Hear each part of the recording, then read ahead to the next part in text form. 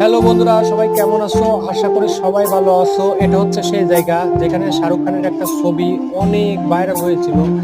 যে যে ছবিটা শাহরুখ খান দীপিকাকে কোলে করে নিয়ে এই সিঁড়ি দিয়েই উঠেছিল। আসলে এই সিঁড়িটা অনেক বড়, দেখা যাচ্ছে এরকম ফাঁকি থেকে ভিডিও করা, তো এই সিঁড়িটা অনেক বড়। তো এই সিঁড়ির উপরে যে দৃশ্যটা আছে দেখলে আপনার একদম মাথা নষ্ট হয়ে যাবে। এটা হচ্ছে মালয়েশিয়া কুয়ালালামপুর বাতু কেভ। এটা হচ্ছে হিন্দুদের একটা বড় পুরাতন